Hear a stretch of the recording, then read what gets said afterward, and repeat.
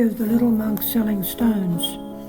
One day the little monk ran to ask the old monk, "Master, what is the greatest value in human life?" The old monk said, "Go to the garden, pick up a large stone and bring it to the market to sell. If someone asks the price, don't answer, just raise 2 fingers. If they bargain with you, don't sell. Come back here and the master will tell you what the greatest value of human life is." Following the master's words, the next morning the little monk carried a large stone to the market to sell it. In the market people came and went, all very curious. A lady came over and asked, "How much is the stone?" The little monk didn't say anything, just raised 2 fingers. The lady said, $2? The little monk shook his head. The lady asked again, "Is it $20? Okay, I'll buy it to make pickled vegetables." The little monk thought, "Oh my God, this stone is not worth $1, but someone is willing to pay $20 to buy it. We have many more on the mountain." Then the little monk still didn't sell. Happily he ran back to boast to the master, "Master, today a lady agreed to pay $20 to buy the stone." "Master, now can you tell me what is the greatest value in human life?" The old monk replied, "Don't be in a hurry. Tomorrow you take the stone to the museum. If someone asks a price, still raise 2 fingers. If they bargain, don't sell. Come back here and we'll talk further."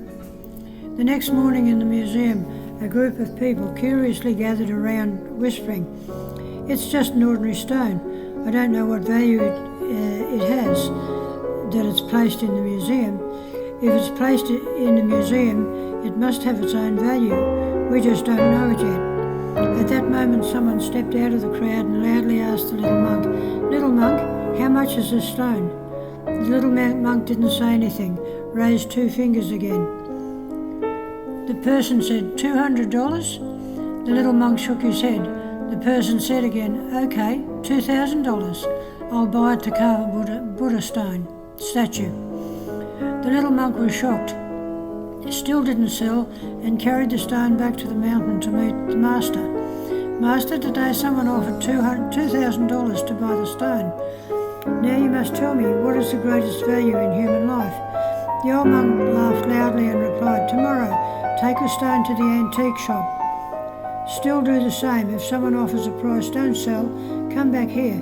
This time the master will definitely tell you what the greatest value in human life is." On the 3rd morning, the little monk carried the stone to the antique shop, still attracting a group of curious people. Some people discussed, "What kind of stone is this? Excavated from which region? From which dynasty? What is it used for?" Finally, someone asked the price. "Little monk, how much is this stone?"